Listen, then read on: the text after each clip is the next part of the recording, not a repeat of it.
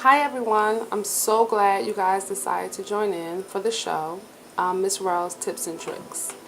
So this is the first installment, and I hope you guys really enjoy it. Okay, music's down. A little about me. Most of you all know that I'm a freelance makeup artist and I have my regular 9 to 5 job, which I love. But a lot of people always ask, how did you get into makeup? Were you interested always? Was it just something all of a sudden? I paint. I've been painting since the 2nd grade. Most people don't realize that except for those close to me. I love painting. I love colors. I love art. So I think for me, makeup artistry has just been an extension of my true passion of colors and art. One of the things I try to tell people is that you don't have to be an artist to, do your makeup correctly and wear it well. I think you just have to be aware of yourself and what works for you and what doesn't work for you. So all week people have been posting, asking different questions, and I want to make sure that I address those questions. But I want to talk about some major makeup no-nos first. Like, wash your hands before you apply makeup. I know it sounds simple, but most of us don't do it. We just get started, we're going out, we're rushing. Our hands are like the dirtiest thing on our bodies and carries a lot of bacteria. And when you're working with makeup, some of us use our fingers, sponges, brushes, different tools.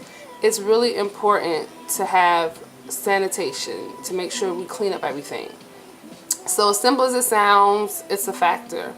Especially for those of us who share brushes, share makeup, which is like a no-no, but many people do it. So just make sure you try to keep your area clean. Bad makeup practices. Too much of anything is just horrible.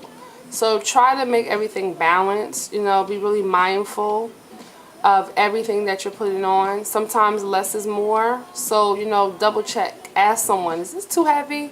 If you think it is, it probably is. Okay. A few things I want to discuss. Someone asked me about having eczema and wearing eyeshadow. She only has eczema in one particular area of her eyelid, and sometimes her skin is dry. So one of the things I want to remind people of is moisturizer. But when you have a condition like eczema, it's a little more than just moisturizer. One of the best things I've learned is to pat a little concealer over your eyelid.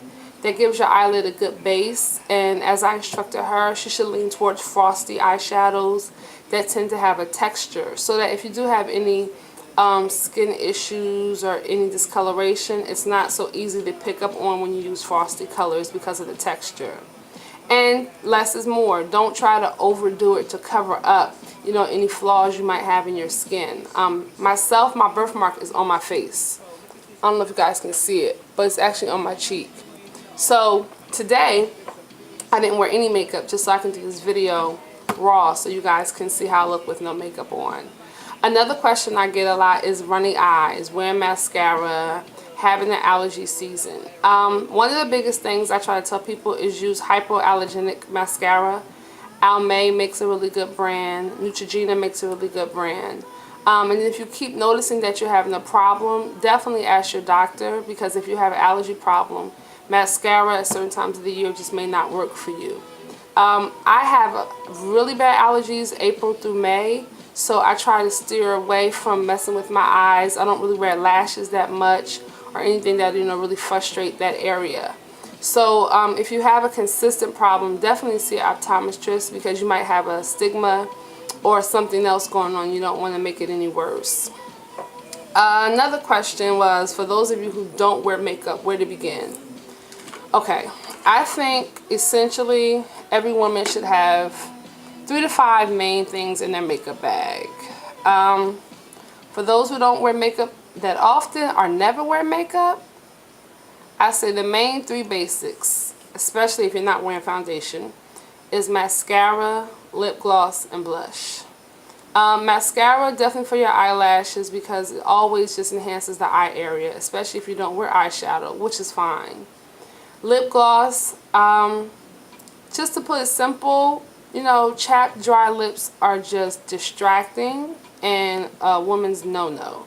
Should never leave the house without at least chapstick on your lips, but I say lip gloss. And finally, blush. The thing I love about blush